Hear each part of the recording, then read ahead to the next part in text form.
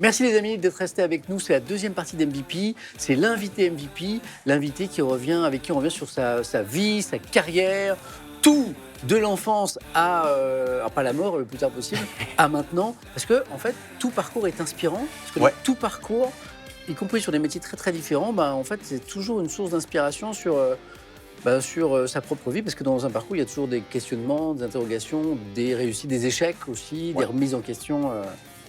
Bienvenue Ludoc. Merci beaucoup pour l'invitation. Comment on t'appelle au quotidien Ludoc ou Ludo, les deux fonctionnent franchement. Parce que ça vient de Ludovic. Ça vient de Ludovic, exactement. Tu sais que dans l'émission, on a un Ludovic B, tu connais peut-être. Moi, j'ai commencé avec un ami comédien Ludovic, avec un K, et c'est pour ça qu'à un moment donné, on s'est dit Ludovic et Ludoc, en différence. Ludoc avec un C. Exactement. Alors, en général, on commence par le tout début, c'est-à-dire l'enfance. Est-ce qu'il y a vocation? Parce que toi, tu es un réalisateur très connu dans le monde, notamment d'Internet et de YouTube. Et puis, depuis quelques années, on te découvre parce que tu es passé de l'autre côté de la caméra, créateur de contenu, vidéaste, YouTubeur. Mais avant de commencer par le tout début, l'enfance, une question sur cette vidéo dont tout le monde parle en ce moment, qui est, il y a 2 volets qui ont déjà été publiés sur cette prise d'otage. Il y a quelques années dans une agence d'influenceurs, c'est ça? À l'époque, qui est passé presque inaperçu, dont on n'a pas tellement parlé. Ouais, à l'époque, beaucoup de médias en ont parlé, mais sans savoir que ça concernait une agence de créateurs. Et puis après, ça a été une affaire qui a été oubliée. Et toi, il y a quelques temps, tu as décidé de te repencher sur cette affaire. Ça donne une vidéo YouTube en 3 volets. Les 2 premiers ont déjà été diffusés sur ta chaîne. Beaucoup de gens l'ont regardé. Le premier volet a été regardé par plus de 2,5 millions de personnes, je crois. C'est ça. Elle a été postée il y a combien de temps? Très peu de temps. Il y a 2 semaines. 2 semaines. Le deuxième volet a été posté, on est déjà à 1 million de vues. On voit quelques images là. Et le troisième volet, parce que je sais que dans le chat... Il devait sortir, il faut que j'en parle. Il devait sortir vendredi dernier, ensuite ce week-end, et j'ai appris des choses entre-temps qui font que je dois encore le décaler à la semaine d'après. Bon. Mais tout sera expliqué dans l'épisode 3. On en parlera tout à l'heure. On reviendra sur cette histoire parce que c'est une histoire assez incroyable. Et puis qui t'impacte un peu aussi parce qu'elle pose plein de questions. Et c'est sûrement un énorme travail. On commence par le début. Quand on te rencontre, Ludoc, dans la rue, pour la première fois, ou je sais pas, un ami d'amis, et la personne ne sait pas qui tu es, et pour cause, longtemps, tu as été plutôt derrière les caméras, tu te présentes comment? C'est-à-dire, tu dis, je suis réalisateur, je suis youtubeur. Ça dépend, ça va dépendre de l'âge de la personne, mais je dis soit réalisateur parce que c'est mon métier depuis toujours, soit, quoique si, je dis aussi réalisateur, mais c'est plus les références. Sur YouTube, on me connaît souvent en tant que réalisateur et cofondateur du studio Bagel, donc il y a plus de... ça fait longtemps, j'ai l'impression de... C'était en 2012, donc ça fait très longtemps. Cofondateur du studio Bagel. On l'a créé avec plein de copains. Le célèbre studio où plein d'humoristes, toute une nouvelle génération d'humoristes se sont retrouvés à un moment. C'est ça. Un petit collectif trop cool, on s'est dit, on va essayer de faire des choses un peu plus ambitieuses, on sort de nos chambres, on fait des petits sketchs, des petits courts-métrages, des trucs un peu plus fous. Bon, ça, on en parlera aussi, parce que c'est quand même une sacrée aventure. Il y a des gens qui me demandent effectivement quel est le lien de la vidéo, parce qu'on a déjà piqué la curiosité de certains qui ne connaissaient pas cette vidéo. N'hésitez pas, les modos, à épingler, si vous voulez, par exemple, le premier volet de la vidéo en haut du chat, comme ça, vous pourrez aller voir. Et après, la deuxième, vous la trouverez très facilement. Et la troisième est dans les prochains jours. L'enfance parisienne? Un vrai Parisien? Un vrai Parisien. Né à Paris? Il n'y en a pas beaucoup. Porte de Vanves, sud Paris, Paris Sud 14e. Parce que souvent, on vient à Paris après une vie avant. Toi, tu es un vrai Parigo. Un petit Parigo. Maman professeur d'histoire géo. Père architecte. Comment ça naît une vocation de réalisateur? Est-ce que, enfant petit, il y a une attirance pour l'image? Est-ce que très tôt, tu te dis, je sais pas, à 7-8 ans, mais moi, plus tard, je veux faire de la réalisation du cinéma ou pas? J'aime trop ces questions parce qu'on me les pose jamais, donc ça c'est bien. Parce que souvent, c'est sur les projets, donc, mais là, sur le côté carrière et enfance, c'est trop bien. C'est intéressant de savoir comment ça naît, complètement. Une vocation. En fait, elle est née, je pense... Déjà, je regardais beaucoup de... Mes parents étaient abonnés à Canal+ depuis toujours, et donc je regardais énormément de films. J'avais la chance d'aller beaucoup au cinéma. Y compris le samedi soir Alors, non, peut-être pas le samedi. Je suis d'une génération qui a découvert... je vois très bien de quoi tu parles. Je ne sais pas si tout le monde a la référence, mais... on va la garder pour nous, celle-là. Exactement. Non, mais beaucoup de films Canal et beaucoup les samedis matins ou les dimanches matins au cinéma avec les copains. Donc, cinéphile. Très cinéphile, Et très lecteur aussi, j'ai lu beaucoup. C'était l'époque aussi où il y avait les premiers Harry Potter qui sortaient, où il y avait Le Seigneur des Anneaux qui sortait. Moi, je suis un enfant des Fight Club, des Matrix, de tous ces films-là, des années 90. Donc, j'aimais beaucoup aller au cinéma et lire des histoires.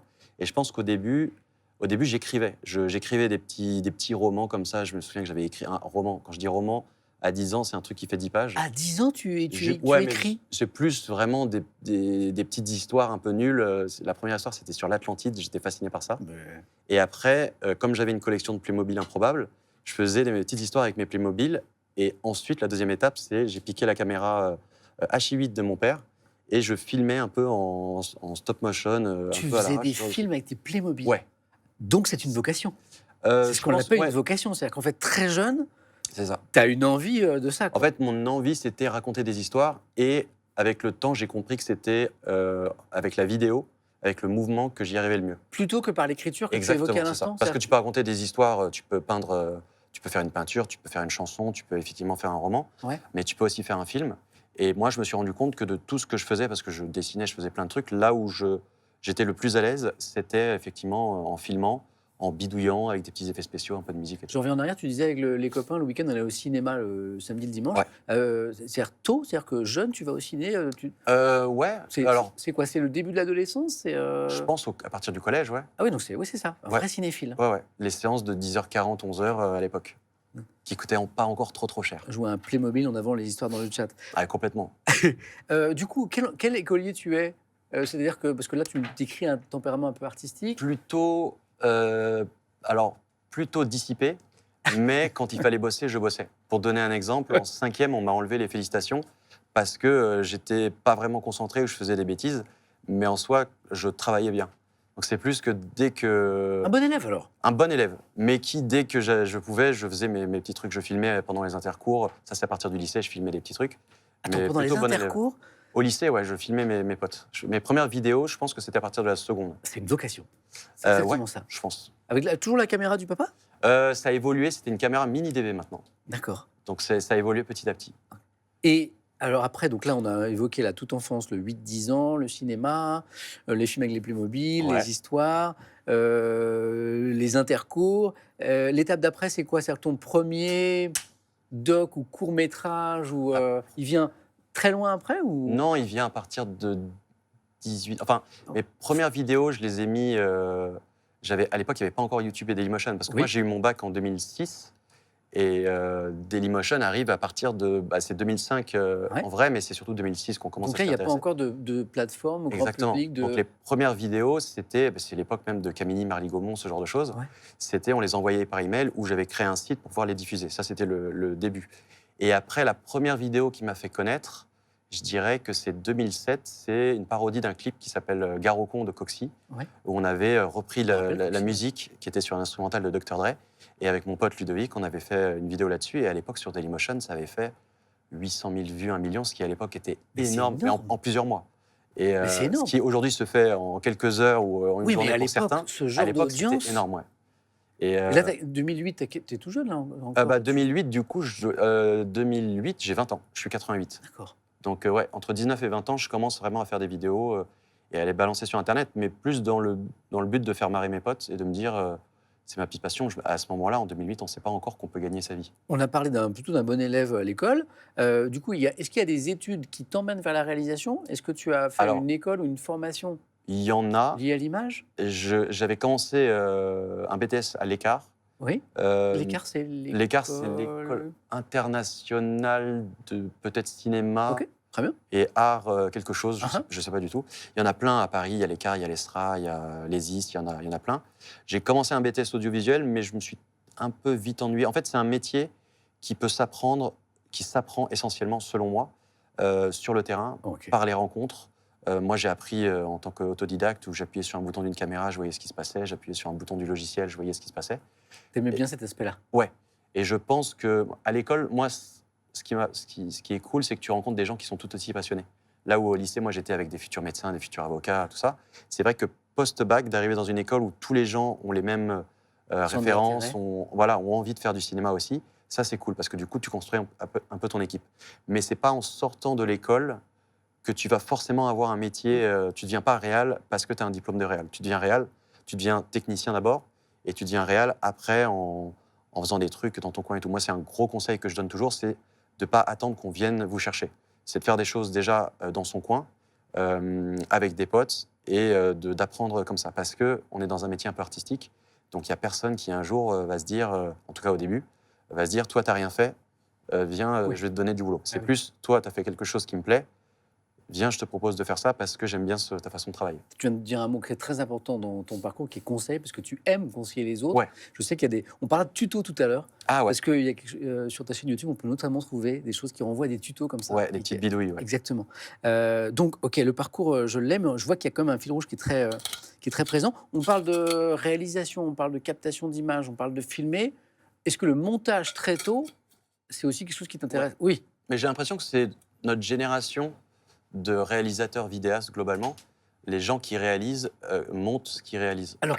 Alors qu'avant, il y avait vraiment des métiers séparés. Il y avait vraiment le réal qui met en scène les comédiens sur le tournage. Au cinéma, par exemple, c'est traditionnel. On a des grands réalisateurs, mais qui vont s'appuyer sur de grands monteurs. Exactement. D'ailleurs, souvent, un grand réalisateur, il a son monteur avec qui il aime travailler, parce qu'il y a une patte, il y a plein de choses. Totalement. Et donc, toi, tu me dis d'une génération, justement, ces deux métiers, ils viennent fusionner un peu. Suivant les projets, moi, j'ai des projets sur lesquels j'ai des monteurs et aussi des monteurs avec qui j'ai l'habitude de bosser. Ouais.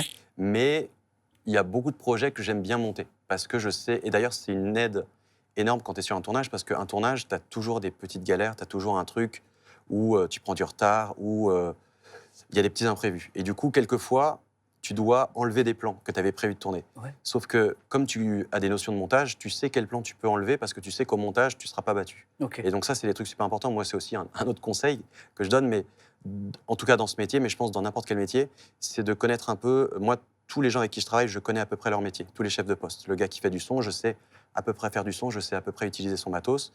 La lumière, je sais à peu près faire de la lumière. Et du coup, c'est plus facile de discuter avec eux quand tu connais ce que chacun fait, quand tu connais un peu toutes les possibilités. Mais comment tu t'es formé à tout ça? Parce que là, tu me parles de son, tu me parles de lumière. Pareil, comme tu l'as décrit. Des tutos sur Internet, des livres, et puis ouais, tu appuies sur des boutons, tu vois ce qui se passe. Un peu homme orchestre, en fait. C'est-à-dire que tu aimes bien comprendre. J'aime bien ne pas dépendre des autres dans certains aspects de mes créations. Il y a un alumni de l'Écart. C'est marrant, je suis comédien et j'ai fait ma formation à l'Écart aussi. Vous êtes voilà. Ouais. C'est Odette. Alors, pardon. Parfois les pseudos nous emmènent sur. Alors je ne lis pas ce pseudo. Ok. Qui était une surprise. Okay. Voilà, mais il est génial, il est juste formidable. Le prénom est formidable, le patronyme est incroyable. Là, je voulais te parler de ta boîte de production parce que. Mais là, tu as commencé pas mal à nous parler de conseils. J'aime bien donner le conseil de. Et ça, je sais que c'est très important. C'est-à-dire que tu restes pas dans ton coin. Je crois qu'il y a un plaisir chez toi qui est de conseiller, de transmettre, de partager les. J'ai appris comme ça aussi. En fait, par les tutos, c'est ce que tu disais? Ouais, en fait, c'est boucler la boucle pour moi. C'est-à-dire que j'ai appris mon métier parce que des gens à l'époque me donnaient des conseils, par des livres, par des tutos ou juste par des rencontres. Et donc, tu veux rendre ça? C'est ça? Ouais, en fait, je trouve que c'est... Je me suis rendu compte avec le temps que de partager ces techniques et de se rendre compte que ça peut aider des gens, je sais pas, c'est un truc qui est... Être utile, c'est trop bien, en fait. Ah, mais t'as un côté un peu enseignant-prof, alors t'aurais pu... Ouais, ça vient peut-être de ma mère, donc il y a peut-être ça. J'aime bien cette idée de transmission et... Complètement, ouais, partager ces techniques et voir... En fait, c'est des échanges, c'est des discussions. Tu partages une technique, la personne en face va te donner une autre technique et puis tu évolues comme ça. Et des gens avec qui j'ai préparé cette émission et qui connaissent bien ton travail me disent que sur ta chaîne YouTube, justement, on trouve des renvois comme ça vers des tutos. Ouais. Des tutos pour quelqu'un qui voudrait se lancer en fait, dans la création de contenu vidéo. C'est même la transition vers la création de contenu qui a fait ça. C'est que en 2020, j'ai sorti un manuel pour être vidéaste. Oui. Un livre. Un livre, c'est ça. Qui a bien marché. Qui a très bien marché. Qui s'est même... on parlait de ce plaisir de se rendre utile.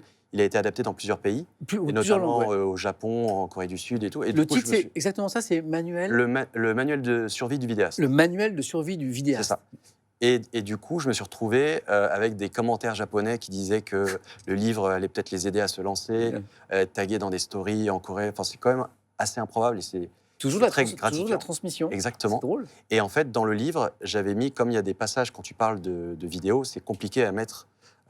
d'expliquer le mouvement sur papier. Par écrit, ouais. Voilà, donc j'ai mis des QR codes qui redirigeaient vers ma chaîne YouTube avec la version un peu vidéo, tuto du chapitre. Et en fait, en 2020, ça a fait beaucoup de vues, beaucoup plus que je pensais, parce qu'il y a un tuto qui parle de filmer un dialogue qui a fait 300 000 vues. Et pour moi, il n'y a pas 300 000 personnes qui veulent filmer un dialogue, c'est plus la curiosité. Et du coup, ça a commencé comme ça en me disant, tiens, c'est marrant, il y a des gens qui peuvent être intéressés par ce que je raconte. Là où avant, moi, je faisais beaucoup de commandes, je faisais des clips, des pubs, je travaillais beaucoup pour les autres. On m'envoyait un scénario et je le mettais en image, mais jamais j'ai raconté mes histoires à moi. Et en fait, grâce un peu au livre et grâce à ces vues, à cette audience qui est arrivée sur YouTube grâce au tuto, j'ai commencé à me dire, tiens, je vais peut-être raconter des coulisses de tournage que j'ai fait, un voyage improbable que j'ai fait, une histoire folle qui m'est arrivée. Et petit à petit, on en arrive à aujourd'hui. D'ailleurs, il y a Paul, le rédacteur en chef de l'émission, qui est avec nous. Pendant qu'on échange, c'est un des dialogues. Il y a un document qui est en train de se créer, qui est le curriculum vite fait, qui est ton CV. Ouais. Je ne sais pas si tu as un CV à jour, c'est pas sûr. Je crois que j'en ai jamais fait. Bah, j'ai cette chance de... tu travailles à... Ouais, c'est un métier où les gens voient ce que... Et ça, c'est très important. D'ailleurs, quand moi, je reçois des gens qui veulent travailler avec moi ou avec ma prod, souvent, ils expliquent... Et vraiment, je parle pour ce métier, pour ce domaine-là, parce que ce n'est pas le cas pour avocat, médecin, c'est très différent. Mais souvent, dans ce métier, les gens disent de quelle école ils sortent, leur envie, etc. Ouais. Pour moi, le plus important, c'est de voir ce que la personne a fait. Et les gens qui veulent travailler avec toi, ton travail, il est sur la place publique. C'est ça. Quand ils viennent te voir, en général, c'est parce qu'ils aiment bien, justement. Oui, c'est ça. Quoique parfois, on peut avoir des gens qui viennent te voir, alors que ton travail est littéralement sur la place publique, et tu te rends compte au bout de quelques minutes de discussion qu'ils ne savent pas comment tu bosses. Ça t'est déjà arrivé, ça, ou pas? Non. Alors, ça m'est arrivé que des gens sentent, parce que comme moi, j'ai toujours été dans l'ombre pendant très longtemps, mais que j'ai des copains qui, eux, ont explosé, il est arrivé quelquefois qu'il y ait des gens qui viennent me voir, qui sentent que je suis peut-être un peu connu, qui me prennent en photo et qui me demandent après qui je suis. Et c'est très, très drôle. Mais en fait, qui êtes-vous? Voilà. Je ne sais pas si le CV, le curriculum vite fait est prêt ou pas. Voilà. Mais il va se remplir. Incroyable. On va commencer à mettre des choses. Il va se remplir. Le lycée, l'écart. Ah ouais, trop bien. Et il va se remplir. La caméra, on n'est pas loin de celle que j'avais. Et à la fin, il sera rempli. Okay. À la fin, il sera rempli. Je parlais de ta boîte de production. Ouais. Il y a une date importante, 2009. Ouais. Tu réalises pour une société de production qui s'appelle donc IDZ Prod. C'est la boîte de production qui a derrière Kaizen d'Inoxtag, par exemple. Notamment. Donc, pour que je comprenne bien, c'est ta boîte de production? C'est avec d'autres associés, mais en gros, IDZ, en fait, ça vient à l'époque avec toujours Ludovic au début. On avait monté un site qui s'appelle Indabuzz. Parce qu'à l'époque, mettre le mot buzz dans son site, c'était cool. Et en fait, c'est très ringard avec du recul. Mais c'est là où on faisait un peu... Parce que moi, je faisais mes vidéos dans mon coin, lui faisait ses vidéos dans son coin, et on s'est dit, viens, on fait des vidéos ensemble, comédien, réal. Et donc, c'était Indabuzz. Et au moment où on a commencé à intéresser des potentiels clients, des boîtes ou des marques, on s'est dit, on ne peut pas continuer à s'appeler Indabuzz parce que si quelqu'un tape ça sur Google et tombe sur nos vidéos, on fait les cons devant la webcam. On va pas être très sérieux. C'est devenu IDZ alors. C'est devenu IDZ. Et à partir de là, je me souviens que le premier projet que j'ai fait avec IDZ, et c'est sans doute 2009, c'était des portraits pour Interville. En gros, Interville, le jeu avec les vachettes, tout ça? J'allais à Lille, je me souviens que je suis allé à Lille, je suis allé à Marseille, et on faisait un portrait des capitaines de chaque équipe, et qui était diffusé après, pendant Interville. Et donc ça, c'était un de mes premiers boulots avec la boîte. Et j'ai fait aussi des bandes annonces pour The Voice, pour Danser avec les stars, pour On ne demande qu'à en rire. Des pubs? Des publicités, ouais. Ça, c'est arrivé un peu après. Ouais. Mais au début, c'était beaucoup télé et beaucoup clips. Et aussi, IDZ, ça a produit aussi toute la saison 1 du Studio Bagel. Ça a produit les premiers clips et les premiers courts-métrages de Cyprien et de Squeezie. Mirador, tous ces trucs-là, La Cartouche, tout ça, c'est IDZ. Et effectivement, il y a eu Kaizen. Kaizen, c'est vous? Sur la fin. Alors moi, j'ai pas fait grand-chose, à part j'ai dit, regardez ce monteur-là, il est trop fort, et puis j'ai donné quelques petits conseils. Mais en vrai, je vais pas m'attribuer ce mérite-là, mais effectivement, c'est ma boîte de prod, c'est mes petites équipes qui ont bossé trop bien dessus. Donc les pubs, j'en parlais, tu as fait des pubs, par exemple, avec Neymar et Messi, pour le PSG. Ça, c'est très bizarre à faire.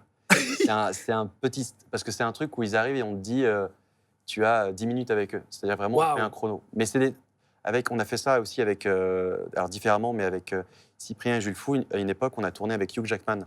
Et c'est la même chose, on dit, voilà, c'est sur une journée où ils font plein de... T'as 10 minutes? Ouais, parce que c'est une journée où ils font plein d'interviews un peu dans tous les sens. Okay. Donc 10 minutes par-ci, 10 minutes par-là. Et ils arrivent, et moi, je me souviens d'un truc où je suis en train de filmer donc Hugh Jackman avec Cyprien et Jules Fou.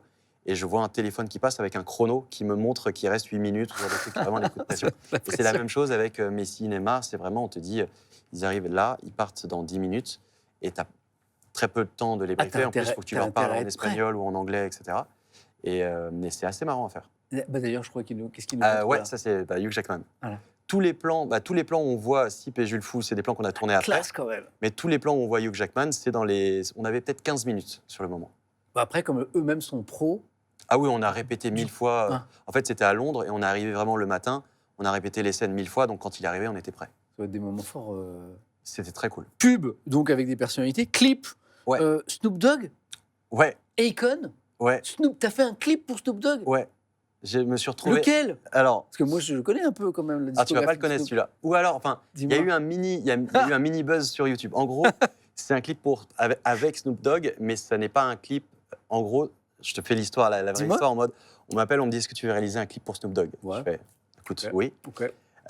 C'est pour l'album de Jean Rock. Alors Jean Rock, je pense que tu vois qui c'est, mais beaucoup de personnes ne savent pas forcément. Jean Rock, c'est, comment on pourrait dire, c'est un gars qui était propriétaire de plusieurs clubs, discothèque, monde de VIP Room, voilà, du monde de la nuit, qui a organisé des soirées de fous. Je ne sais pas le terme exact, mais il organisait des soirées de fous et il invitait notamment des stars type Snoop Dogg, type... enfin, il y en avait plein. Et du coup, il avait envie de faire de la musique, c'était une de ses passions, et il s'est dit, à chaque fois que j'invite une grosse star dans mon club, on va enregistrer un son. Donc ça, c'est la deuxième étape. C'est avec Jean Rock. Et ensuite, la troisième étape, et en plus, c'est filmé pour Énergie 12, parce que c'est pour une émission qui s'appelle Les Anges Gardiens. Oui. C'était un truc où, en gros, c'était 4 stagiaires anges gardiens qui suivaient une célébrité. Donc là, c'était Jean Rock. Et c'était Jean Rock qui faisait son tournage avec Snoop Dogg. Et du coup, moi, je me retrouve là-dedans. Et effectivement, donc, je me suis retrouvé face à Snoop qui arrivait avec 2 heures de retard, avec des petits sacs Louis Vuitton à Saint-Tropez, qui s'était éclaté. Mais en fait, ce que je trouve assez impressionnant avec les Américains de type Akon, Snoop Dogg, j'avais fait un truc avec Sophie Ellis-Bextor, avec pas mal de gros noms. Murder on the Dance Floor. Alors, c'était celui d'après, okay. mais évidemment, on la connaît pour ça. Il y a ce truc de respect du réalisateur, quel que soit son âge. Un truc qu'on voit un peu moins en France par moment. Parce que tu étais tout jeune à l'époque, c'est ça? J'avais Snoop Dogg, je devais avoir 20 ou 21. Non. Ouais. Et Sophie Ellis-Bextor, je devais avoir 19 ans ou 20 ans. Et aucun problème? Aucun problème, il y a un vrai... C'est vraiment... Snoop, alors ça fait très prétentieux, mais c'est vraiment factuel de ce qui... Je lui dis ce dont j'ai besoin, et vraiment, il fait « OK, boss ». Il n'y a pas de discussion comme j'ai pu avoir quelquefois sur d'autres projets. Il y a vraiment c'est le réal, on s'en fout de son âge, s'il est là, c'est qu'il y a une raison. Tu dirais que c'est un côté un peu américain, peut-être, c'est ça? Peut-être, mais j'ai vachement, même sur des tournages où il y a des moments, quand on est sur des tournages, moi en France, j'ai l'habitude de faire un peu tout, de porter des trucs et tout. Aux États-Unis, on m'engueulait parce que j'avais le réflexe de prendre le moniteur pour passer d'un décor à un autre. On disait non, ça, c'est pas ton boulot. C'est drôle. Et j'ai trouvé ça très impressionnant. D'ailleurs, Snoop, il est là, il est venu nous faire une petite surprise et il est venu le saluer. Pas du tout. Date importante, tu en parlais tout à l'heure. Septembre 2012, janvier 2016, j'espère que je suis précis, réalisateur pour le studio Bagel. Ouais. C'est ça? Ça a commencé exactement le 15 novembre 2012, mais on avait déjà commencé à faire des vidéos. Ça a commencé même l'été 2012, Studio Bagel. Donc un petit peu avant. C'est le moment où on commence à chercher le nom. C'est le nom que j'ai proposé d'ailleurs. Parce qu'en fait, je dis réalisateur, mais en fait, est-ce que tu es co-créateur du studio? On est tous un peu co-créateurs. Le Studio Bagel, c'est le nom que j'ai trouvé. Moi, j'ai dessiné le logo et j'ai réalisé toute la saison 1, j'ai réalisé. Et après, j'avais besoin d'un peu de vie sociale, donc on a commencé à recruter d'autres réalisateurs, notamment Théodore Bonnet, qui est aujourd'hui le réalisateur de Squeeze. Qui a fait plein de trucs entre-temps. Donc, au début, co-créateur avec tous les copains. Incroyable, cette aventure.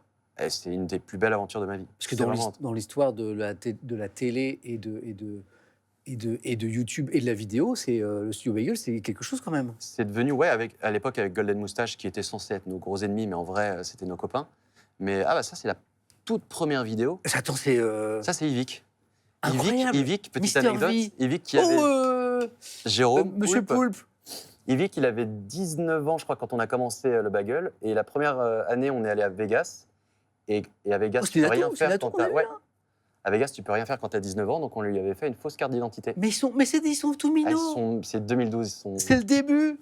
Oui, il y a Maxime, il y a Greg Guillotin qui est derrière. En fait, c'est marrant de voir plein de têtes qui ont encore plus explosé depuis. C'est génial. Mais ça, c'est la toute première vidéo. Excuse-moi, t'as pas lâché un Jérôme, là, à propos de... Ouais, Jérôme, juste à gauche, Jérôme Niel, qu'on voit aussi. Ok, très bien. Il y a Nat, il y avait une frange avec Titi. Ouais, ça, c'est des images... Il y a une nostalgie dans le chat, une si belle époque. Et comment tu te retrouves dans cette aventure-là? Parce que qui va devenir mythique, en fait. Déjà, j'étais proche de toutes ces personnes-là, et puis il y avait une envie de faire un collectif depuis longtemps. Et quand YouTube décide de lancer plusieurs chaînes, en gros, c'est YouTube au début qui finance ces chaînes-là, ils se disent, ils l'avaient lancé en 2011 et ils veulent lancer une dizaine de chaînes pour amener un peu plus d'ambition, un peu plus de budget. Et ils contactent notamment ma boîte de prod, IDZ. Et comme c'est ma boîte et que moi je suis très proche de ces gens-là et j'avais déjà réalisé pour pas mal de ces personnes. Parce que tu as fait des choses pour eux dans le passé. Tous ces gars-là, c'est la première génération, c'est des gars qu'on se connaît même depuis l'époque Dailymotion.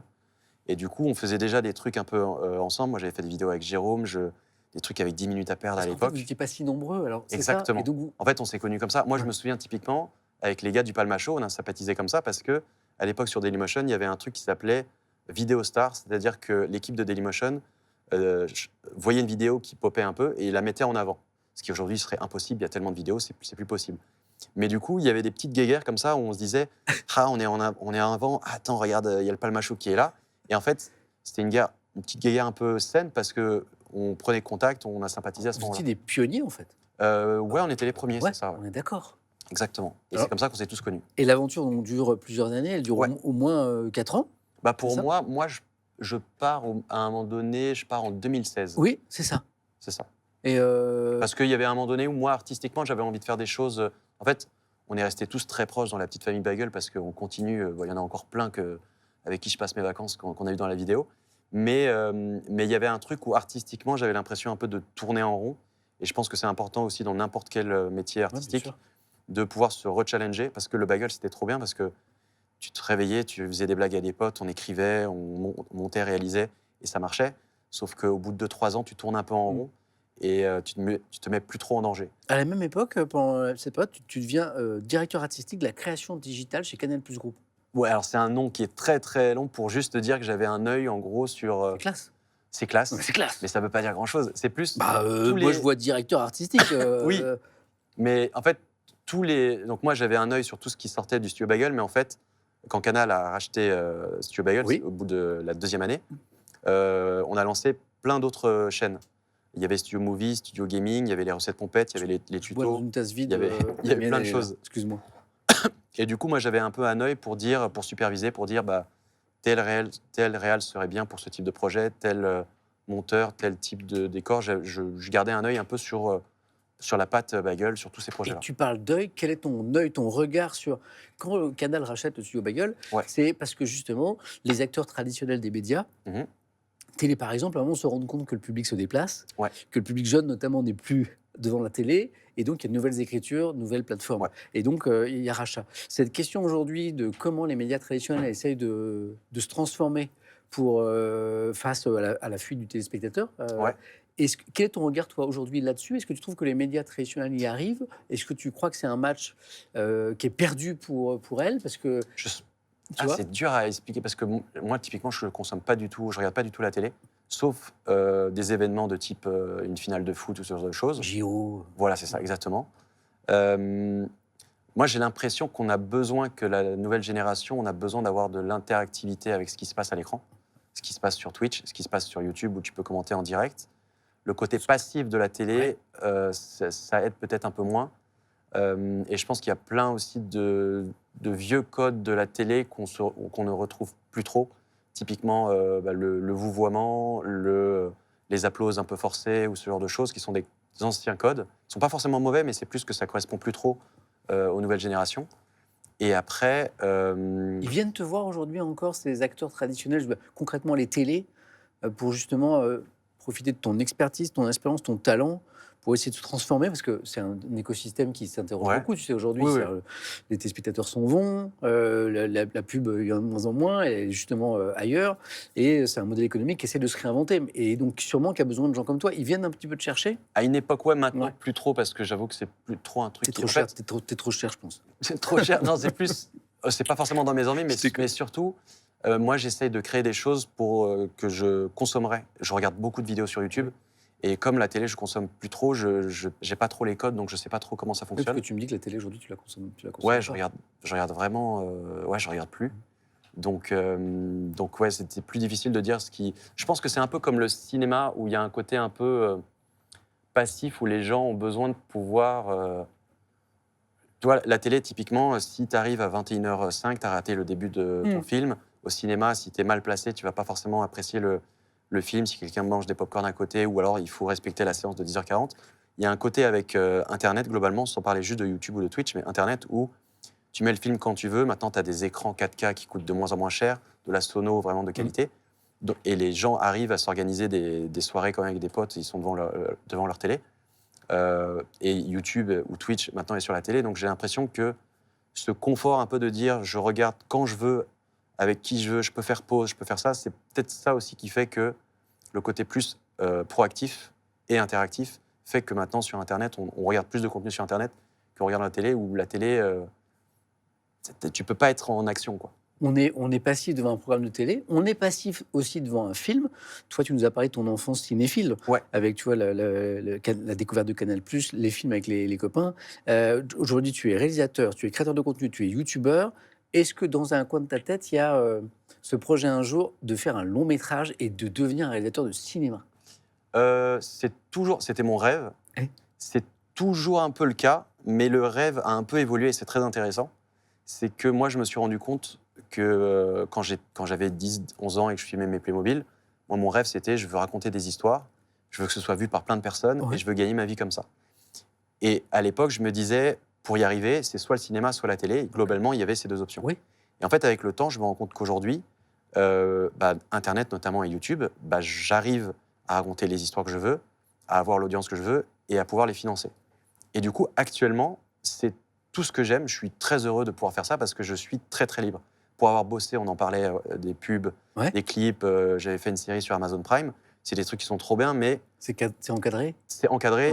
Et il y a forcément un moment donné où tu seras un peu frustré en termes de création parce que tu n'as pas ce qu'on appelle le final cut, vraiment le dernier mot sur le montage.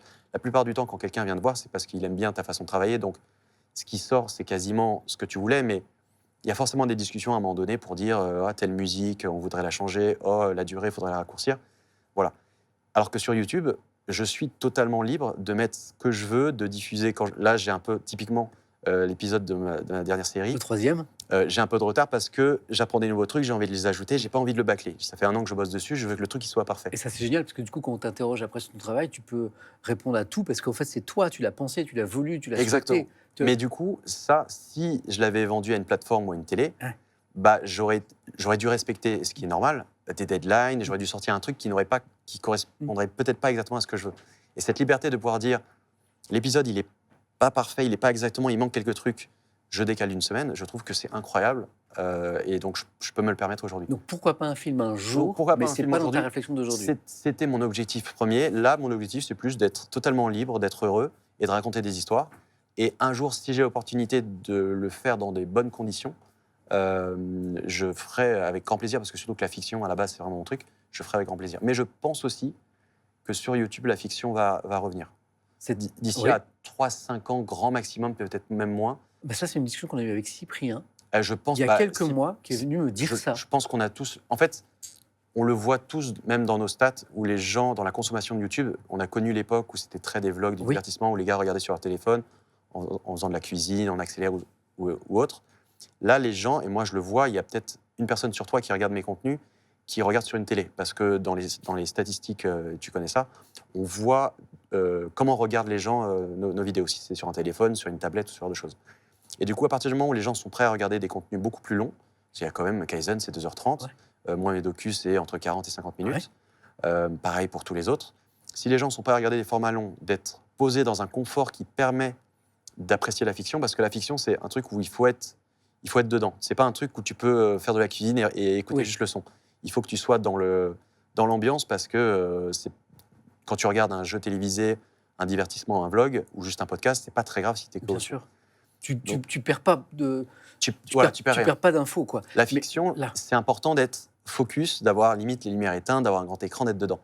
Et vu que ça commence à être le cas, parce que les gens regardent des vidéos de McFly et Carlito qui sont longues, des vidéos d'Inox qui sont longues, des documentaires et tout, je me dis, à un moment donné, on va peut-être pouvoir revenir, parce qu'à l'époque du bagel, c'était quand même des fictions, et ça s'est un peu perdu, mais je pense, et des gens comme Cyprien sont aussi des personnes qui peuvent amener ça, parce que la visibilité et le talent, je pense que ça va revenir. C'est génial, en fait, ça, je trouve ça trop cool. Perspective.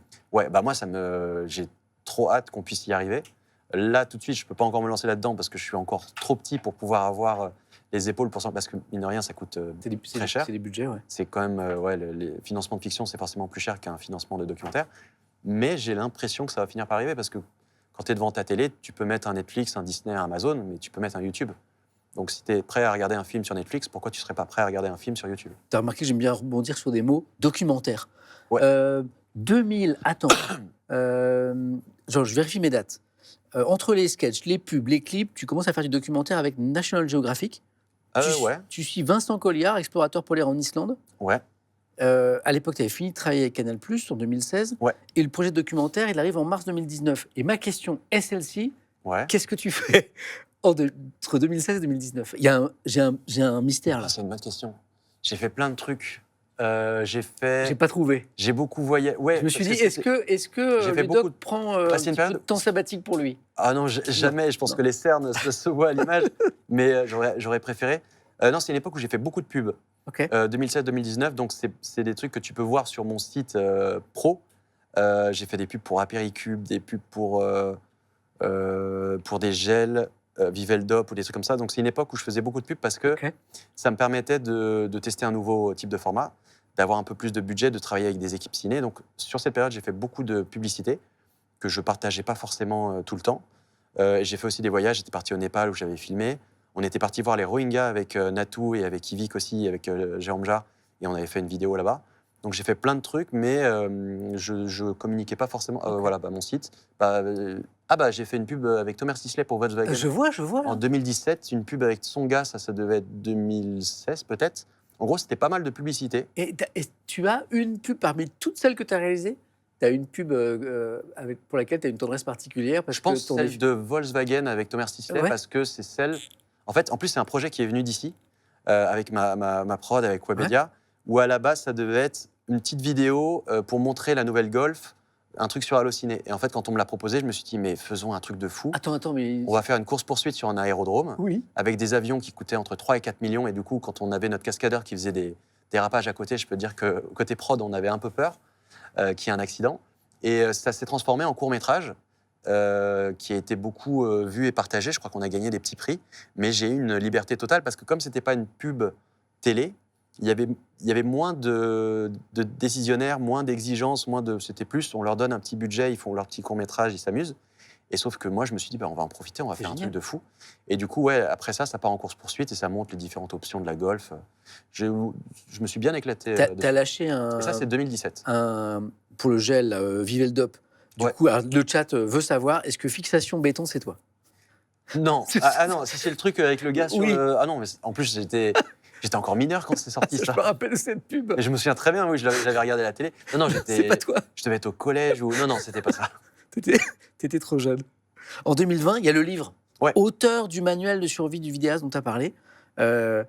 Donc là, celui qui écrivait déjà enfant, voilà, donc reprend la plume. C'est drôle parce que tu disais à un moment, je me suis rendu compte que l'écriture vidéo me correspondait plus que l'écriture littéraire. Et pourtant, tu écris un livre en 2020, donc manuel de survie du vidéaste. Et tu le disais tout à l'heure, tu partages toutes tes expériences de réalisateur sur le terrain pour apprendre finalement à ceux qui le souhaitent à créer leur tour de vidéo. Et un succès que tu attendais pas, quoi. Non, surtout que... Parce que dit comme ça a l'air un peu pointu. Ouais. Et en fait, ça part d'un truc où j'avais commencé à avoir une réputation de bidouilleur à l'époque du bagel. C'était même devenu une blague pour tous les comédiens et créateurs parce que le challenge du bagel, c'était de se dire, on a un peu de moyens, c'est pas non plus Crésus, mais on a un peu de moyens. Donc, les idées que vous n'arrivez pas à faire sur vos chaînes, dans votre chambre, proposez-les nous et on voit. Et du coup, c'était des trucs on est dans un hélico militaire qui atterrit, etc. Évidemment, on n'allait pas louer un hélico. Donc moi, je trouvais toujours des petites bidouilles. Là, typiquement, c'était le coffre d'un camion. On mettait une lumière verte, une lumière rouge, et puis il y avait des gars qui bougeaient un peu dans tous les sens. Ça faisait la blague. Et du coup, j'étais devenu un peu le bidouilleur parce qu'à chaque fois, on avait fait une course-poursuite. On avait l'impression que les voitures, elles allaient à 200 km/h. En vrai, la voiture était fixe, c'était juste la caméra qui bougeait et les gars à l'intérieur qui faisaient ça. Donc, j'ai commencé à voir ça. Et donc, on m'a demandé, est-ce que tu peux faire des petits tutos? Donc, j'ai fait des petits tutos.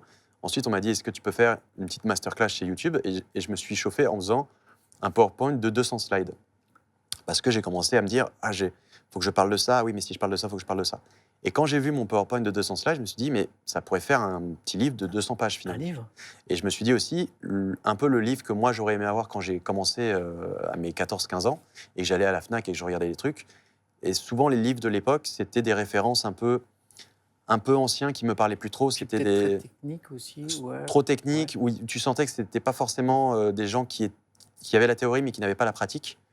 Et du coup, ça c'est des exemples. Et tu vois, les anciens livres, ils parlaient de références de Citizen Kane, de M. le Maudit, des années 30, tout ce genre de choses. Et moi, j'avais envie d'avoir un truc un peu plus récent, avec des références plus populaires. Et aussi avec des termes que moi, je dis réellement au tournage ou que des copains disent. parce qu'il y a beaucoup de termes qu'on voit dans des livres que jamais on ne dit sur un livre. Donc je me suis dit, j'ai envie que ça existe, en fait, j'ai envie de le partager. Et comme on me demandait souvent mes conseils, je me suis dit, je vais écrire un livre, comme ça, à chaque fois qu'on me demanderait des conseils, je dirais, j'ai tout mis dans le livre. Et c'est le succès que tu racontais tout à l'heure, c'est-à-dire traduit en plusieurs langues, Ouais, dans plusieurs pays, et avec les QR codes à l'intérieur qui renvoient vers des vidéos sur ta chaîne YouTube. La chaîne YouTube, elle a pris genre 100 000 abonnés en 2-3 mois. Et je me suis dit, c'est fou. En fait, pendant très longtemps, j'avais ce syndrome de l'imposteur de me dire, si ça marche, c'est parce qu'il y a Natou dedans, il y a Mister V, il y a Cyprien.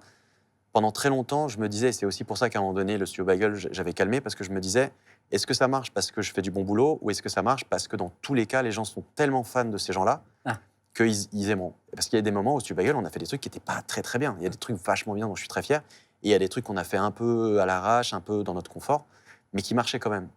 Et du coup, là, c'était la première fois avec ce livre où tout d'un coup, je me dis, je vais faire un truc, et si ça marche, c'est grâce à moi. Si ça marche pas, c'est un peu à cause de moi, mais je me mets un peu en danger. Et ça marche.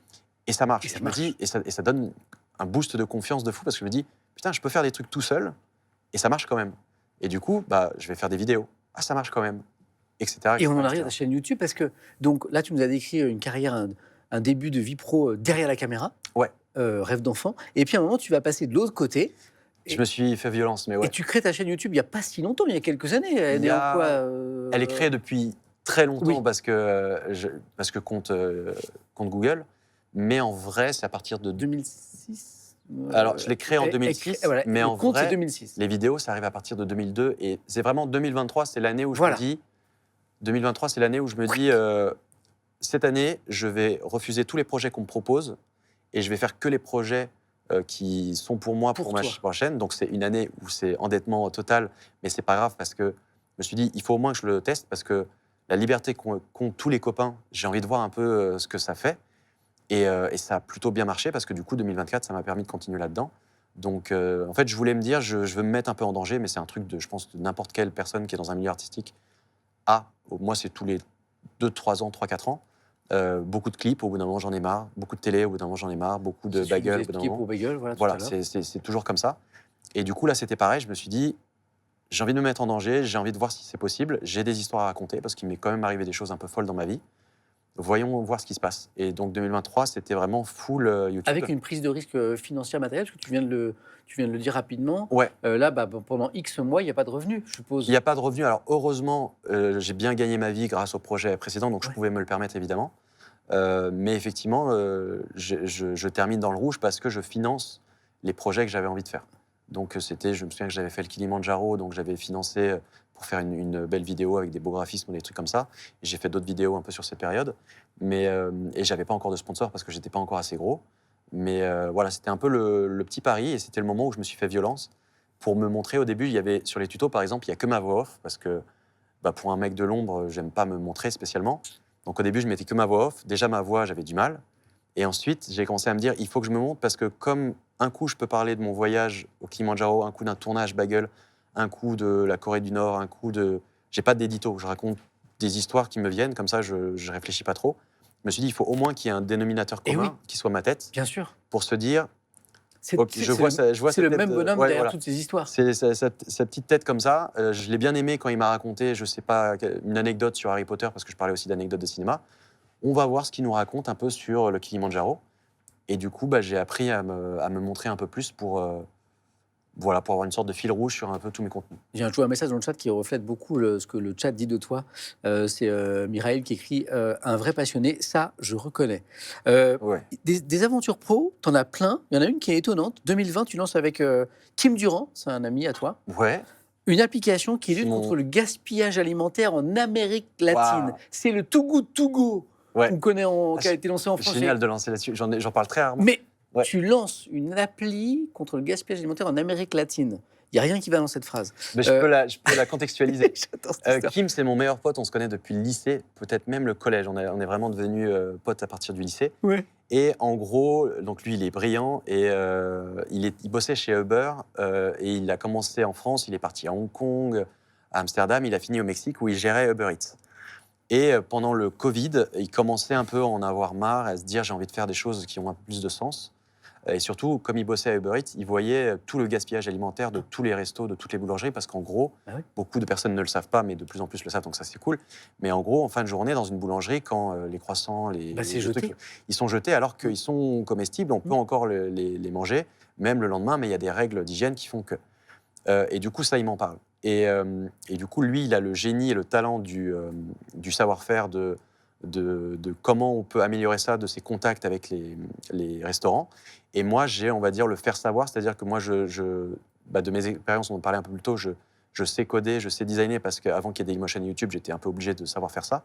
Donc moi, à cette époque-là, pendant le Covid, je lui ai dit, OK... Parce que tu codes en plus. Je codais. Ça évolue tout le temps, mais j'ai des bases de PHP, d'HTML, je sais coder encore des trucs, je sais décoder, je sais comprendre. Donc, j'ai appris, du coup, en 2020, tout ce qui est UX design, donc c'est comment tu montes une appli ou ce genre de choses, pour l'aider, en gros, parce que lui avait l'idée, mais il fallait des visuels, il fallait un logo, il fallait une appli, etc.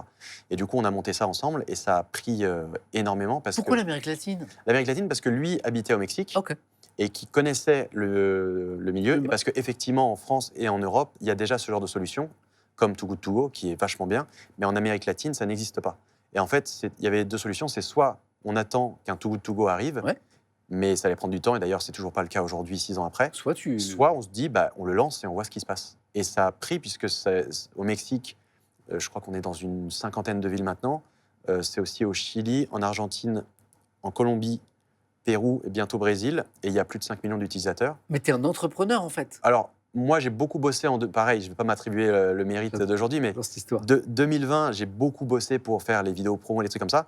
Mais une fois que ça s'est fait, et surtout une fois qu'on a pu lever des fonds et une fois que ça marche, on a recruté un vrai gars qui s'est vraiment développé une appli, qui s'est vraiment designé. Donc là, il y a une grosse équipe. Donc aujourd'hui, c'est surtout le talent de Kim et des équipes avec qui je suis quand même toujours en contact. Mais ça fait 3-4 ans que j'ai un petit œil dessus. Mais en vrai, le truc cartonne, c'est aussi... Bravo. Tu as toujours des parts dans l'entreprise. J'ai toujours des parts dans l'entreprise, Mais je crois qu'à un moment, ça a été chaud, parce qu'une vie d'entreprise, c'est parfois des réussites, des décollages de fou, et parfois aussi des... Je crois qu'à un moment, vous êtes fait une grosse frayeur, parce que là, tu décris un truc où tout va bien. Tout va bien, qui est implanté dans plein de pays. Je crois qu'il y a eu un moment critique où le truc a failli s'écrouler. Ouais, alors... Pour expliquer, parce que c'est toujours très compliqué ces trucs-là, mais en gros, quand tu montes une boîte, une start-up au début, tu peux avoir besoin de faire ce qu'on appelle une levée de fonds, c'est-à-dire de proposer un pourcentage de ta boîte à des investisseurs pour qu'ils te donnent des sous, parce que forcément, quand tu montes une boîte, au début, tu n'es pas rentable. Uber, ils n'ont pas été rentables pendant longtemps. Très longtemps. Et c'est grâce aux levées de fonds. Donc, on fait effectivement une levée de fonds qui était à 3 millions en octobre ou novembre 2020, je ne sais plus. Ce n'est pas 3 millions qui vont dans nos poches, c'est 3 millions qui sont dans les caisses de la société, développer, pour recruter, pour développer, pour payer des promos, des trucs comme ça. Et donc, au moment où ça arrive, nous, les sous qu'on avait mis, parce qu'on investit, nous, c'était des sous qui étaient dans une banque mexicaine. Sauf que quand on fait la levée de fonds, c'est notamment avec pas mal d'investisseurs américains qui avaient l'habitude de travailler avec Kim, qui bossait chez Uber, donc des anciens d'Uber et tout. Ils nous disent, mettez ça plutôt dans une banque américaine, une banque qui est habituée à travailler avec les startups, qui s'appelle la Silicon Valley Bank. On se dit, ouais, mais pas de souci, comme ça, au moins, on les met. Je crois que la banque, elle va cracher, c'est ça ? Exactement. J'ai plus les dates, je ne sais plus si c'est entre mars et mai 2021, j'ai plus les dates exactes, mais du jour au lendemain, il y a une panique qui fait que la banque fait faillite. Et du coup, nous, on nous annonce, c'est la même chose en Europe, mais c'est des règles différentes, on nous annonce, si la banque fait faillite, vous pouvez retirer que $250 000 maximum. En Europe, si ta banque fait faillite, tu peux retirer que $100 000, 100 000 euros, c'est le maximum. Et donc, on nous dit ça le vendredi. Et du coup, nous, on passe le week-end, enfin nous, surtout Kim, on passe le week-end à se dire, avec 250 000, alors ça paraît énorme, mais quand on a lancé une boîte, nous, on s'est dit, ça va nous permettre de vivre pendant 2-3 mois. Mais concrètement, si l'argent, parce qu'il restait peut-être 2,5 millions, un truc comme ça qui littéralement était c'était en mode, vous pouvez plus y toucher. Fumée, c'est en mode faillite, vous pouvez plus y toucher, vous pouvez prendre... Certains connaissent dans le chat la fameuse Silicon Valley Bank, Oui, ça fait... il y a eu plein d'autres... En fait, ça a touché plein de startups, heureusement américaines. Et du coup, à l'époque, Joe Biden, en fait, le vendredi, ils annoncent faillite. Et Joe Biden, le dimanche, il prend la parole. Il se rend compte qu'il y a plein de sociétés américaines et plein d'employés américains qui vont être impactés, qui vont perdre leur boulot. Et donc, il dit, écoutez, on va renflouer les caisses. Et nous, on s'en est très bien sortis. Le lundi, finalement, ils nous disent, c'est bon, vous pouvez à nouveau accéder à vos fonds. Et l'entreprise la banque, elle a renfloué, enfin, le gouvernement a renfloué, etc. Mais on a passé 48 heures, 72 heures où il y a même eu un moment donné, quand on commence à entendre la rumeur de faillite, on lance un virement et pendant 24 heures, le virement, on s'est dit, il faut qu'on vire dans une autre banque parce que et le virement était bloqué. Et là, tu as 1 an, 2 ans de boulot à ne pas t'être payé, avoir investi, avoir recruté des gens et tout, et tu te dis, lundi, j'ai une réunion et je vais devoir expliquer aux gens de manière totalement impuissante que c'est fini. Et ça te met dans un état qui est vraiment encore plus horrible pour Kim, parce qu'il était vraiment sur place. Tu te sens totalement impuissant. Tu te dis, mais nous, on n'a rien fait de mal, quoi. Mais ça se termine bien. Ça se termine bien, c'est ça le plus important. Je sais pas la caméra principale. Merci Joe Biden. Merci Joe Biden pour ce petit coup de main. Quel âge tu as aujourd'hui ? 37 ans. Plein d'aventures pro déjà quand même. Ouais.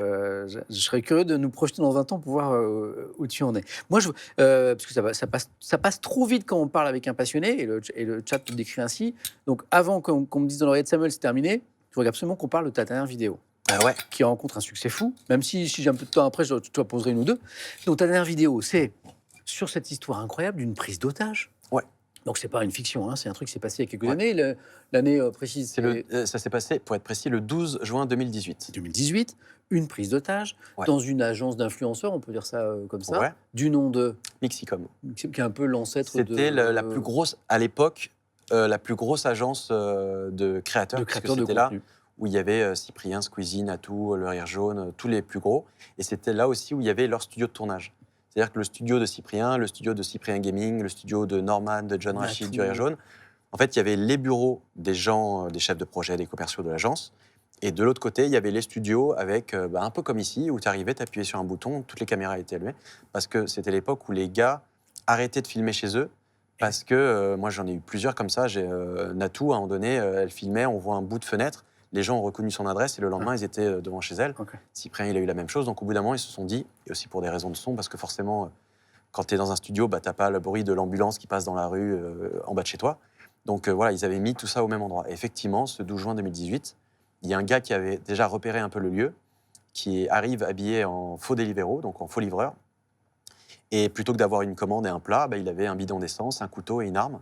Et son but, c'était de rentrer, de choper un de ses créateurs et de l'obliger à poster des vidéos qu'il avait enregistrées sur sa clé USB et de la poster sur sa chaîne YouTube. Il était complotiste, déstabilisé, détraqué, il était un peu fou. Enfin, il a fini en hôpital psychiatrique. Et ça a duré 4 heures. Et effectivement, personne n'en a entendu parler parce que... Vite fait, les médias, voilà, à l'époque... les médias étaient en live et parlaient d'une prise d'otage. Les chaînes d'infos, hein. Voilà, c'est ça. Ils parlaient d'une boutique, d'une agence de communication, mais personne ne savait. De communication. Voilà, mais personne ne savait que c'était les studios de ces youtubeurs. Et surtout qu'en fait, le preneur d'otage, là, ce qu'il visait, c'était des créateurs de contenu parce qu'il voulait faire passer ses messages. En fait, moi, j'ai fait toute une enquête qui a pris 1 an. J'ai parlé avec tous les gens qui étaient impliqués. Les riverains côté aussi, police, j'ai sympathisé avec les voisins. Les enquêteurs. Tout le monde. Parce que moi, j'étais proche de l'histoire. Moi, quand c'est arrivé, j'étais avec Cyprien et avec Squeezie, on était en tournage à Los Angeles, très loin, pour l'E3, le salon des jeux vidéo.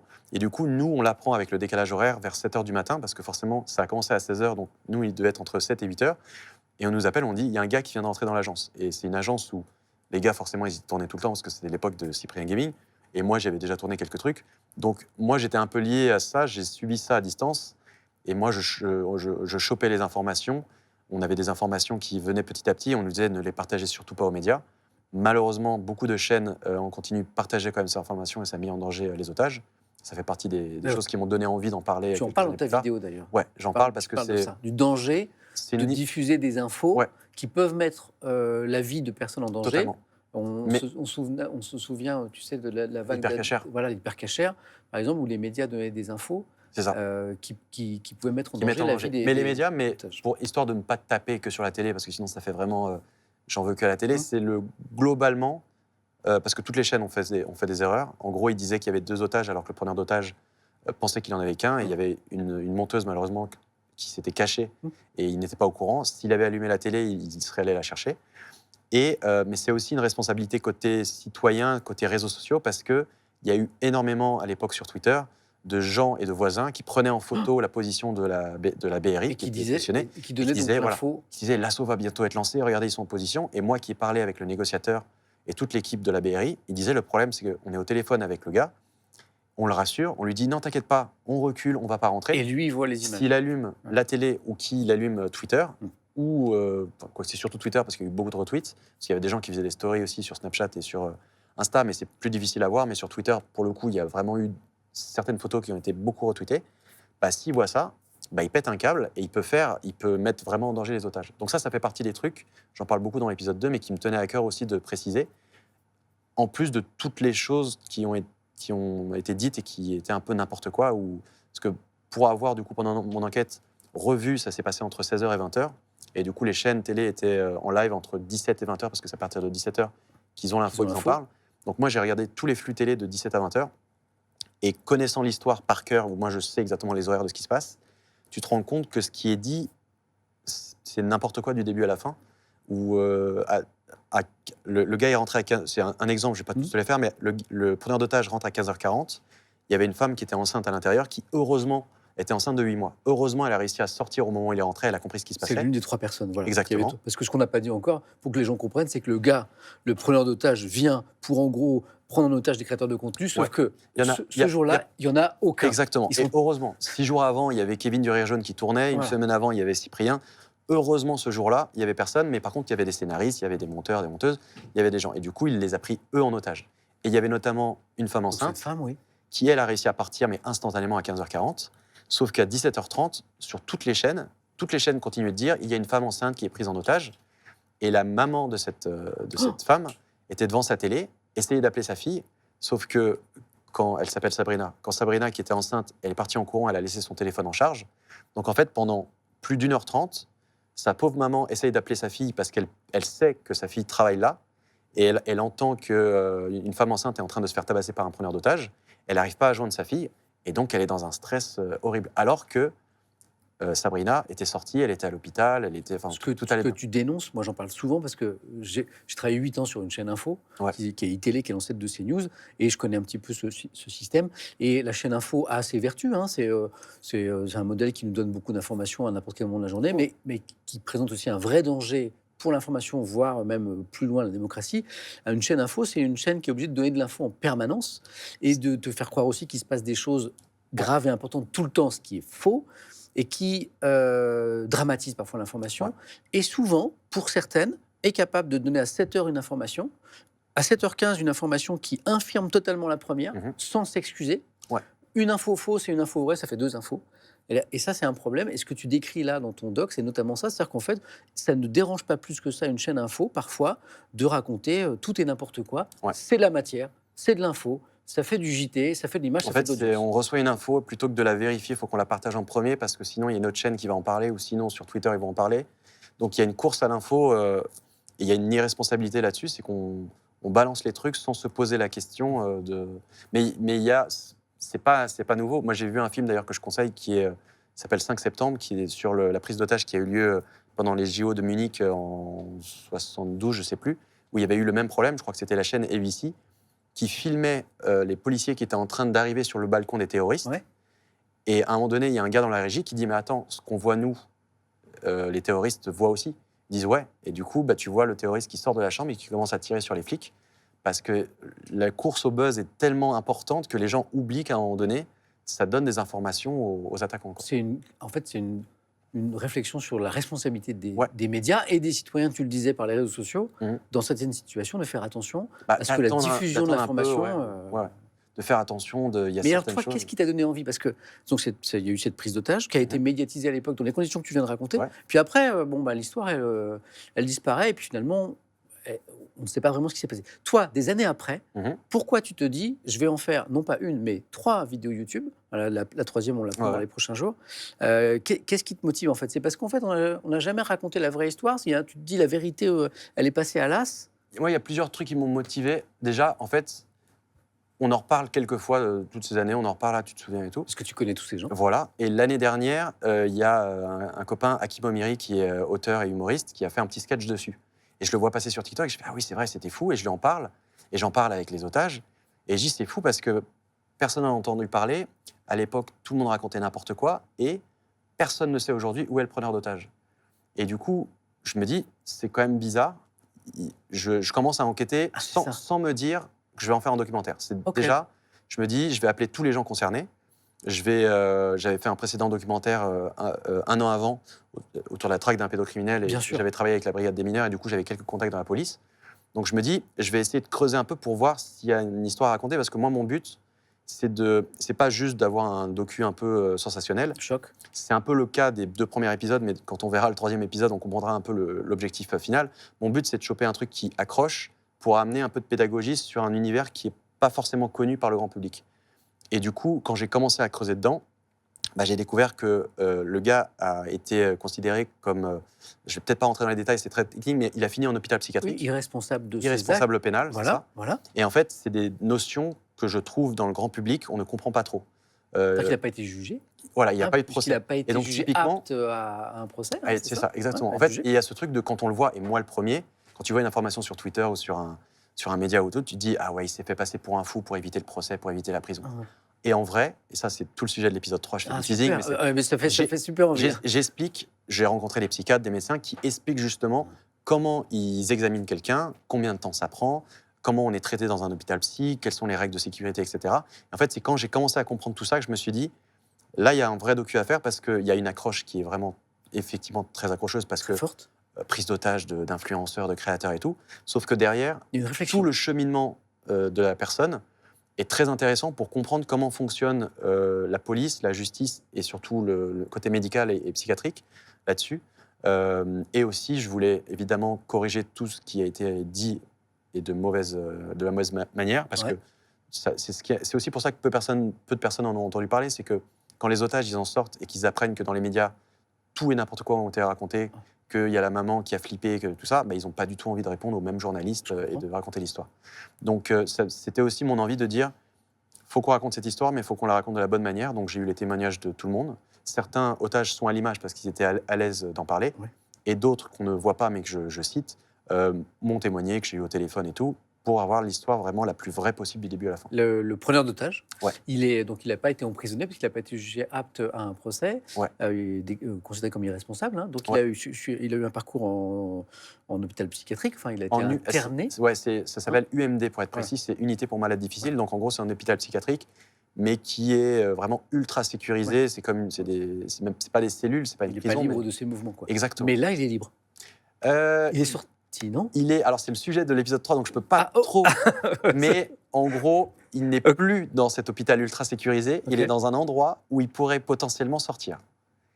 Donc en fait, parce que c'est des endroits où tu peux avoir des permissions, donc en fait, peut-être que là il est libre, peut-être que demain il ne l'est plus.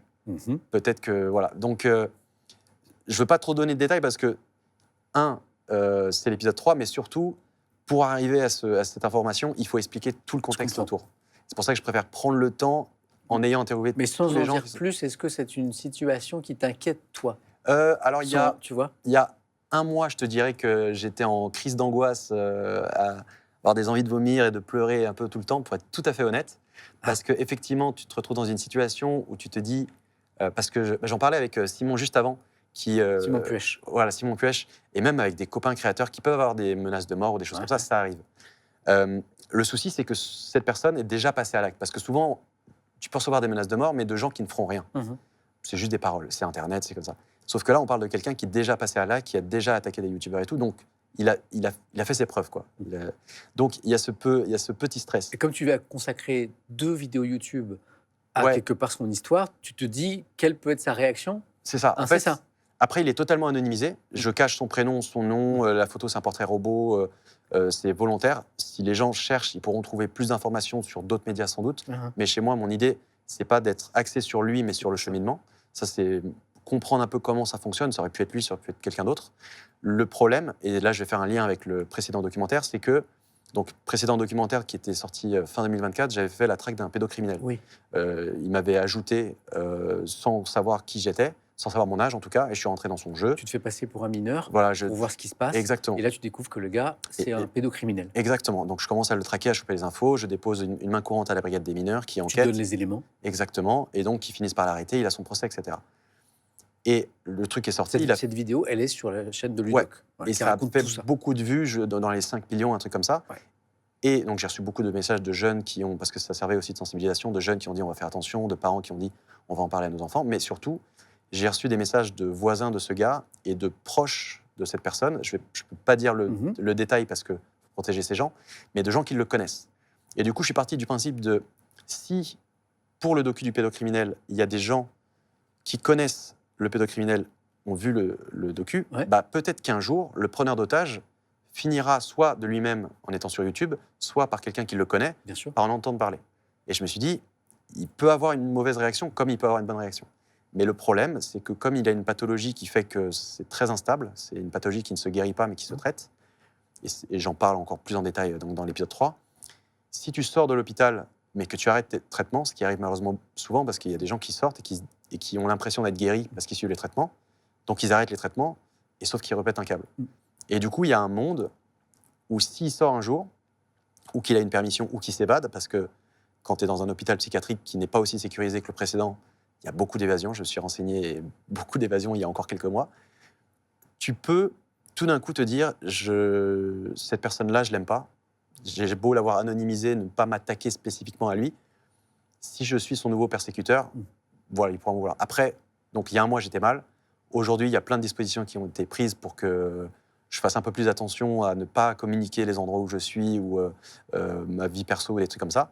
C'est des réflexes qu'il faut avoir. C'est juste des trucs que moi, je n'ai pas du tout eu quand j'étais... Parce que je me suis toujours dit, je suis personne. Là, je fais un peu plus attention. On parle de 0,1% de chance que le gars tombe dessus, ait envie de me faire du mal et me retrouve. Mais ce 0,1%, forcément, il te trotte dans la tête à certains moments. Mais maintenant, honnêtement, ça va, je dors mieux. C'est quelque chose qui t'impacte directement, quoi. Ouais. Alors là, du coup, quand on évoquait cet épisode 3, il y a eu les questions dans le chat, c'était quand est-ce que ça sort ? En fait, c'est ça. Et en fait, le truc, c'est que j'ai appris des trucs il y a encore 3 semaines qui font que je suis obligé de les ajouter à l'épisode 3 pour bien tout comprendre parce que je ne peux pas clôturer le truc. Donc, il devait sortir ce vendredi. Oui. Ouais, je l'avais annoncé ce vendredi. Il sortira le week-end d'après, j'en suis désolé. Le week-end prochain. Le week-end prochain, là, ouais. Okay. Oui. Là, dimanche 22 février, pour être précis. Ça sort, ok. Donc là c'est bon. Là, de toute façon... Et c'est le dernier épisode. C'est le dernier épisode. Il n'y a pas l'épisode 4. Sauf s'il y a une autre dinguerie qui arrive. Mais, a priori, vu les dernières que j'ai récupérées, les infos que j'ai eues, a priori, l'histoire, elle est close. L'histoire est incroyable. En tout cas, ce que je vois, c'est quand même dans cette vidéo donc tu évoques, tu vois, celle sur le pédocriminel et celle-ci, et la réflexion sur les médias, il y a quand même ta volonté de raconter une histoire et ta volonté aussi, quelque part, d'inviter à la réflexion à chaque fois. Ouais, mon but, c'est de faire réfléchir les gens. Moi, j'aime bien voir un truc et en sortir un peu grandi, me dire j'ai appris des choses que je peux partager. Et le truc sur le pédocriminel, il y avait vachement ça, je donnais plein de conseils, d'arrêter de partager des photos de vos enfants sur les réseaux sociaux, enfin tous les trucs. Et de me rendre compte après, de voir plein de gens qui m'ont dit j'ai vu ton docu et maintenant je fais attention. Je trouve que si tu arrives à un peu divertir tout en te rendant utile, je trouve que c'est très cool. Ce côté d'être utile et de sensibiliser, d'amener un peu de pédagogie sur des sujets qui ne sont pas trop... je sais pas, c'est un truc qui me plaît. Et c'est un truc que j'ai envie de faire de plus en plus. Magnifique. De plus en plus, ce sera ma dernière question. Ah ben non, après j'ai l'entretien d'embauche très vite. Mais ma dernière question hors entretien d'embauche, parce que j'ai un entretien d'embauche à te faire passer super rapide, c'est le prochain projet, si tu peux l'annoncer. Alors, le vrai prochain projet, ce serait de prendre des vacances, parce que l'année a été intense. Mais en vrai, pourquoi l'année a été intense ? Parce qu'en fait, en parallèle de ça, j'ai bossé aussi sur un autre documentaire que j'ai pas complètement annoncé, mais autour de la cyberdéfense, sur un sujet qui est super important et qui sort mi-mars, parce que comme je suis un peu couillon et que je fais tout en même temps, et que le premier documentaire sur le pilotage, en fait les deux vont sortir en même temps. Tu veux le sortir là ? Oui, parce que j'ai bossé avec des gens, il faut que ça sorte à ce moment-là. Du coup, ça va sortir assez vite. Et après vacances. Bon, on va se régaler sur ta chaîne alors. Ouais, là, dans les 2 prochains mois, il va y avoir beaucoup de choses. Donc épisode 3, moi j'ai noté 22, le 22 février sur ta chaîne, et le projet sur la... L'autre, c'est le 12 mars, si tu veux je l'ai annoncé nulle part, mais comme ça, au moins, je te le dis. Merci pour le petit leak. Tu sais le CV dont on s'est dit qu'il était en construction ? Regarde, il a avancé. Je pense qu'il s'est... Hop, ah oui, il est rempli de chez rempli, là. Est-ce qu'on peut zoomer un petit peu ? Le Joe Biden, t'inquiète, il est incroyable. le petit caméscope, la petite caméra, là. OK Boss. Le OK Boss de Snoop. Je veux le JPEG de ce truc-là à la fin. Bah écoute, Paul, Paul me dit à l'oreillette qu'on va te donner. Le petit studio Bagel, le OK Boss, il est cool. Le AK in the Buzz, qui est excellent aussi. Voilà. Alors je sais que tu n'as pas besoin de CV, puisque par définition...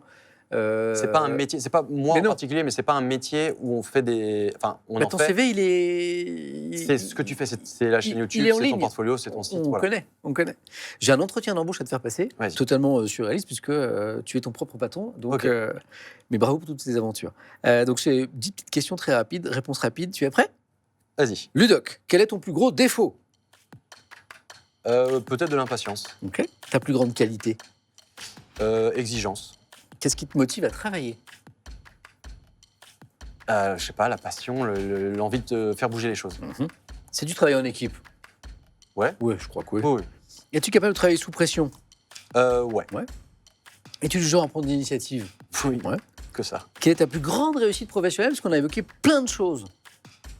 Le fait d'être libre aujourd'hui et de faire ce que j'aime. Ok, cool. Est-ce que l'échec te fait peur? Non, il me fait grandir. Où tu te vois dans 5 ans? Alors ça va être difficile. Sûrement dans une autre aventure parce que. Toujours à raconter des histoires, mais je ne sais pas encore sous quelle forme. C'est quoi? J'aime bien celle-ci. C'est quoi le pack matériel parfait pour un youtubeur? En fait, aujourd'hui, même un simple téléphone suffit. Tu peux faire des trucs. Ça, c'est une bonne question parce qu'il y a souvent ce truc de oui, maintenant, YouTube, c'est ultra produit, il faut du budget, etc. En vrai, il y a des gens qui font des choses avec juste des téléphones ou des petites caméras très simples. Dernièrement, j'ai une amie, OK Charlotte Vautier, qui est trop forte. Et en fait, quand tu regardes sur la forme, c'est extrêmement simple. C'est elle qui se filme avec. Alors, elle a un appareil photo, mais ça pourrait être un téléphone, un bon petit micro. En vrai, le micro, c'est toujours important, le son, ne pas oublier, parce que c'est un truc que, quelquefois, quand ton image soit un peu floue ou un peu... C'est pas si grave. C'est pas trop grave. Par contre, le son, si on n'entend pas, on arrête la vidéo. Mais c'est un exemple typique de quelqu'un qui fait des trucs trop bien sur le fond, c'est super intéressant. Mais sur la forme, c'est quand même assez simple. C'est juste une caméra qui se filme. Il n'y a pas Charlotte, besoin qu'on a reçu dans d'avoir des il n'y a pas longtemps d'ailleurs. Très bien. Voilà. Mais, tu vois, il n'y a pas besoin d'avoir un budget fou avec des grues, du drone, etc. Le plus important, c'est l'histoire, c'est le fond. Après la forme, moi, de mon passif de réalisateur, j'aime bien avoir une belle image, des beaux plans, une belle étalonnage et tout. Mais en vrai, c'est bonus. Donc, pas d'inquiétude sur de quoi on a besoin pour se lancer sur YouTube. Merci, Ludovic. Un téléphone aujourd'hui, ça suffit. J'espère que tu vas trouver le temps et la sagesse de prendre un peu de vacances. Après, quand on aime à ce point son métier comme toi, bon, parfois ça passe au second plan. Ouais. Non, là, à partir de mi-mars. Que tu dis? Ouais. Tu sais pas, tu vas peut-être te repartir sur un autre projet. Il y a notre prochain invité à ta place dans 15 jours, il va t'intéresser parce que c'est Jérémy Ferrari. Donc l'humoriste, bien sûr. Je l'avais croisé à l'époque de On ne demande qu'à en rire. J'ai dû faire un portrait pour lui. Il s'en souvient sans doute pas du tout. Et je sais pas si tu le sais, il vient de devenir réalisateur parce que son j'ai premier film en tant que réalisateur. C'est trop bien ça. Où il joue, c'est aussi le premier rôle, un fils caché de Kadhafi, une comédie totalement délirante et what the fuck, va sortir bientôt au cinéma et on le reçoit dans 15 jours pour Trop bien, je regarderai parce que ça, je suis assez curieux de voir. Ouais. Merci beaucoup. Merci à toi. C'était génial d'échanger avec toi. Merci de ce temps consacré. Je rappelle le 22 février, si je ne me trompe pas, le 3e épisode qui est attendu avec impatience. Et puis donc mars, ton autre vidéo documentaire sur la cyber... C'est autour de la cyberdéfense. Je ne peux pas trop donner plus de détails, j'en ai déjà donné beaucoup. Mais c'est autour d'une attaque... c'est un peu international. Je me suis retrouvé à Washington pour notamment interviewer des anciens agents de la NSA et du FBI. Fais gaffe, tu touches à des sujets sensibles. Ouais, je m'en rends compte petit à petit. Vous tapez Ludoc sur YouTube, vous avez tout ça. Merci à toi. Merci à toi aussi. Prenez soin de vous, les amis. On se retrouve demain matin pour la revue de presse sur Twitch, bien sûr. Pas ce soir, je suis en montage meuble. Je suis en mission montage meuble ce soir. Je suis nul, mais on m'a demandé. Et donc, revue de presse. Et puis, vous retrouvez Ludoc sur sa chaîne YouTube. À très vite. Prenez soin de vous et bonne fin de journée. Bonne fin de journée.